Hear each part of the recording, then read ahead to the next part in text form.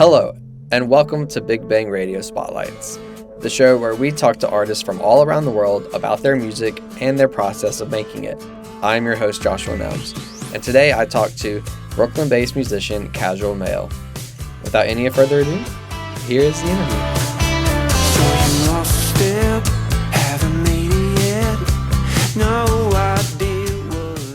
We like to ask all the artists that we interview kind of the same first initial question, and that is, what is your earliest musical memory? Earliest musical memory. Probably my dad playing guitar when I was a kid. Mhm. He had a couple of guitars when we were little kids, and so I just remember him playing. He has Mhm. this old 73 Guild that he would play all the time, and I think that's my first memory. Nice. And when did you know that music was your passion? I got my dad played guitar, my older brother played guitar, and when I was 12, my parents gave me a bass guitar, Mhm. and I really fell in love with it really quickly. And I mean, kind of right away, I was like hooked and just kind of went from there. So it was like pretty immediate for me. Nice. I see a lot of instruments behind you. Are you Yeah. capable of playing every instrument in that room? I mean, I am, but oddly enough, I went to school as a upright jazz bass player major. Mhm. But that isn't mine. That's my studio mate's, who I is gotcha. the son of the great Dennis Irwin. Okay. Uh, so that's actually his. It's beautiful old French upright. Mhm. But yeah, I could most of the stuff I could play. Drums, I would never hire me to play drums, but leave that to You said you professionals. were a jazz major. Where did you study at? I studied at school in Philadelphia called University of the Arts. Okay. Uh, in a wild turn of events, just closed this past May, and like a kind of insane, what will probably be a big scandal. Um, but it Mhm. was like out of nowhere. So, but Huh. UR Philly was where I went. Um, and so I read in your bio that you toured around with a lot of other musicians before starting your solo career. What was that like? What was that experience like? That was awesome, man. I've gotten to do it kind of on every level. So super DIY Mhm. tours where you're sleeping on your friends or strangers' floors, and have a $3 meal budget for dinner, and just kind of getting from town to town, and then being on like really big tours where you're staying at five-star hotels, and Mhm. and I've enjoyed all of it. I love traveling.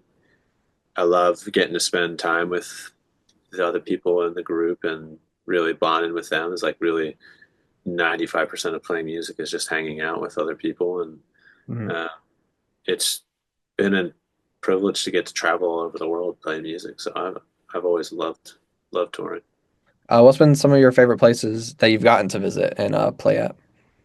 Um, I got to go to Australia 3 times, Hmm. which was very cool. I got used to play with this Australian artist named Chet Faker. Mhm. We got to do like a residency at the Sydney Opera House for 3 days, which was really cool. Like kind of like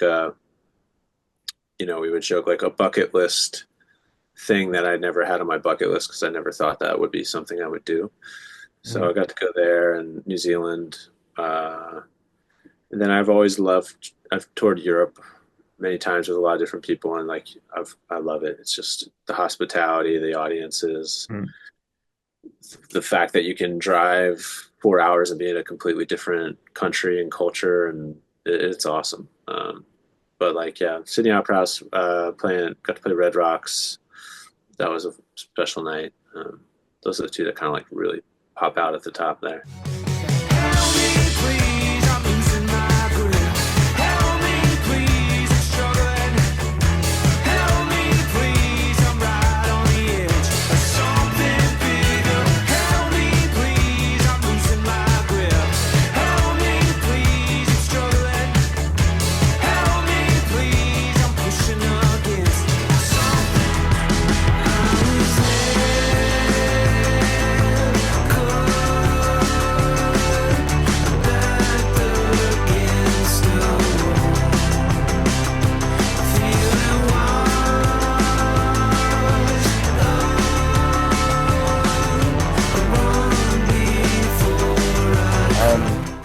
So for people that haven't heard of your music, how would you like describe your sound? And then what's the writing process for writing some of these songs? Sure. I kind of describe it as like a very broad indie rock, but I kind of think I'm really inspired by like Tom Petty's writing, Mhm. and I think I try to think of it as like modern indie take on like Tom Petty and Jeff Lynne of ELO style production. So this idea of like having kind of like concise songs with everything kind of in like the right spot. Mhm. Um, and so I, it's indie rock, but I think of like inspired very much so by like someone like Tom Petty and just his ability to write like these really well crafted Mhm. songs. And so for me, like writing is I have a few different ways of doing it. There's the greatest version, which is the higher power, like you're just sitting on the couch and like an entire song comes out and you're like, oh man, like which happens ever so rarely, but that is like the best. But a lot of times for me, I just try to have a guitar out a lot and I just mess around with riffs and or lyrical ideas. And or the other thing I do a lot is I surf and I like to work out songs in my head while I'm surfing. So like come up with lyrics or riffs or stuff. And if I can get it to stick through a surf session, like, and then get back to the car and record something, usually there's something there. But once I have an idea, I'll come into like a space and I'll come up with drum parts because I feel like the groove is really the basis of a good song. Like what's the tempo, what's the feel, and then I kind of construct the demo out from that. Like I get the drums and then the arrangement and then go from there. But drums really are where I start with the idea. Just programming. I'm not again not playing. I'm just programming. Mhm. But you mentioning surfing brings up a couple of my next questions that I had about your music videos. I had the opportunity to watch some of them, and they're really fun. And one of them Thanks. for Help Me, you are surfing a lot in that Yeah. video. So like, how does it? I mean, being able to like combine those two passions together is pretty cool. Tell me more about the making of that video. Well, so I mean, it's like kind of selfish in some ways, but I made that video and another video for Half Cut, which is another song on the record with the Yes, same the solar eclipse going on. I was color going to clip. ask you about that one next. That was a very cool idea. Thanks. So both were with this friend of mine, Chris Egan, who Mhm. is a unbelievable drummer and plays with like tons of big artists. He's amazing, but he's a great dude, and I just hit him up as like, hey, he makes videos, he does a lot of video visual content just for fun, and so for both of these, we were just like, are you available next Wednesday? And we could just like try to do something. So for the half cut one with the eclipse, he was like, hey, there's eclipse. We could just like go to the park and like film stuff. I was like, that's cool. And that's what we did. And then for Help Me, we didn't have anything. And then I was like, I want to incorporate surfing into this somehow. And I was like, and there was a good swell coming through that day. So it's like, hey, I just kind of want to go surfing. Can we just like go down to the beach and we'll film some stuff and I'll go surf for a bit and then we'll like, he's like, yeah, all right, great. So he kind of just, let's like make it a day in the life of going down to surf in, specifically here in New York at Rockaway Beach, which is like a New York City beach, public beach. So there's something kind of very special about Rockaway. It's part city, part beach town. It's very much its own thing. So like it was selfish. I just wanted to go surf, but Chris was like, yeah, I think I can stitch together like some kind of narrative with that. So we just went down and hung out, and I went surfing for like an hour and a half and Mhm. got pizza afterwards. But it was just like I want surfing in this, and then we just kind of got lucky with the day that we chose. So it really worked out. That's awesome. Yes, like I said, they were very fun videos. Ah, thanks. Um, so how long have you been in New York City? I've been in New York for like I guess it's almost been 17 years. That's awesome. And that's all, I mean, that's such a music rich like area. I'm sure that's played a big impact on your career and just coming up as an artist. Like Absolutely. what parts like I guess how has the city influenced you and your style of writing and all that? For sure, yeah. I mean, it's funny because that New York. Have you been up here much? Have you spent much time? Me and my family, I've been to New York. It's been a while, but we used to go up there a lot. We're big Yankee fans, so we Oh, would you try are. to catch a game every summer or something like All right. that. All right. Sorry about this last one here. Yeah, yeah. Tough, man. Tough. Um, well, so like, I came up when I was in school, I was studying jazz, and New York was always the place. Like, New York is the place if you want to play jazz. But when I got out of school, I was kind of like, I don't know if I want to play jazz, and especially not the level of player up here is so high. I was coming from Philadelphia, which is also amazing players. Not to say that it's not the same, but I just was like, I don't think I am that competitive with jazz. So I kind of didn't play music when I first moved up here. I worked at a movie theater for a year, and I was just trying to find my a place or like a scene that I felt like I fit in, and kind of fell into like a singer songwriter scene, and quickly started playing with all these artists there. And I was like, oh, I like this, and then kind of discovered indie rock because I really didn't know like what indie rock was before. I mean, this is a long time ago, also you gotta keep in mind, but I didn't really know what it was. So like, I started to hear these bands and even bands from Philly, and I'd be like, I love this. Like this, like it's really smart. It's not pop.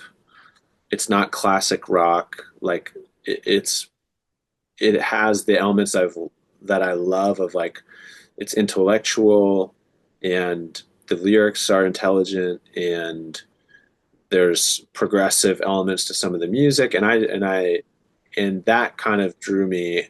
And so for a long time I was like, that's what I want to do, but I didn't know how to get there. I didn't really write songs yet, and so it took me a long time. And I've played with hundreds and hundreds of bands over the years. So it took me a long time to like figure out what my voice was going to be, and I just did that by, trial and error. I would just write a song every day, Mhm. and I've written thousands of really truly horrible songs, and it was just a process of elimination until I was like, oh, I think this is actually pretty good. And once I started amassing a few that I thought were good, that's when I was like, all right, I want to record, I want to do a show. Mhm. And, one of the joys or one of the best parts of having been a freelancer in New York forever is that my stable of friends are just incredible musicians. And Mhm. so when I was like, hey, I want to do a show, I just got a bunch of friends, and like the band was instantly great. It's just they're all amazing. So uh, I was at first I was like, I'm gonna do a show and then that'll be it. And then I did a show and it like went really well, and I was like, ah. And it's like a drug. You're like, okay, Yeah. I guess I've never had that front person drug before. So I'm like, oh, maybe we'll do another one. Maybe we'll do a recording. So that was the initial thing, and then it just kept going, and I'm still doing that, still Mhm. pushing the original stuff, and I still do a lot of like freelance and just random crap, but really trying to push the original project and the record. Yes. You talked about writing thousands of songs, but one that I listened to and I really enjoyed, had the opportunity to screen it for our radio station was Hondo Civic. My 1986 station wagon in brown. Honda Civic station wagon in brown. I just thought it was such a fun and unique song. Could you tell me the process of how you wrote that song? Absolutely. That one is cool because I was in a band for a few years called Companion with this great singer named Peppy Ginsburg, who I toured with her for quite a bit, but it was like a original project with her, and it's kind of a collaborative group with Amy Carrigan, Anna Thorgate, Kirk Shanehair, and myself, and Kirk's literally next door. That's why I keep like pointing over here. Um, and so, Peppy was the main songwriter, but she was open to other ideas, and I wrote this bass line, And I was like, I don't know, I think this is really cool. And so I brought it into rehearsal, and everyone was like, that is cool. And like we tried to make something work, and we couldn't quite make it fit. And then the band dissolved a little bit later. And so I just had that bass line, which is Honda Civic, for years, just kind of sitting on a hard drive. And then when I started doing the Casual Mail thing, I was like, I wonder if I could do something with that. And I pulled it back up and like put a little drum beat under it. And it was one of those things like where I'm always trying to maybe push too much stuff into something. And it's probably the only song I have where I'm like, I'm not going to change. It's not going to go to a different chord. It's not going to go to like a weird bridge. It's just going to be that bass line the entire time. And we're going to mess with the things around it. And then I just wrote the lyrics in like 20 minutes. It just all kind of like came out really, really fast, and is all true. It's all about this car that was passed down from my dad to my brother to me that we all loved. And it's this point of pride in our family of the Honda, the king, the car of cars, my dad would call it. And so we loved it. We loved this thing. It was a brown box, there's nothing special about it, but I really have like these super fond memories of it. And what I've heard from a lot of people is, we've all had, if you didn't have a car, or like your first bike or something, like this like junker thing that you have that you love, this, inanimate object that means the world to you, and you have such pride in it. And that's what I was trying to get across with that. But it really just came from that old bass line that was just sitting around, which is a cool lesson for me. It was like, oh, none of these ideas are done. They might be used for something else. And Yeah. I've learned that lesson a lot. Like, oh, the lyrics in that bridge actually would work much better in this song. So, you can just kind of pick and choose. And then our last question is just where can people find more about you? Like, are you on social media? Do you have a website? This is your Yeah, chance to plug anything you want to plug. plug it. I'm on all the crap, as I like to say, at Casual Mail, MALE, and then casualmailband.com is the website. But you can find all the music on every streaming service: Spotify, Apple Music, YouTube. We're even on TikTok here these days. So wherever you find music, you can find, and all the social media stuff, I'll be on there. But if you like the music, please send me a message, and happy to talk music anytime, any day. So Awesome. All right. Well, I really appreciate you taking the time out of your schedule yeah, you to take talk the with time. us. Yeah, of course. But yeah, Thank you that's so all I much. got for you today. But thank you. All right, cool. Thanks to Casual Mail for sitting down and talking all about his music. For more interviews just like this, you can find us online at Studio 67 NCC. Thank you all for watching. I've been your host, Joshua Nelms. Are you listening?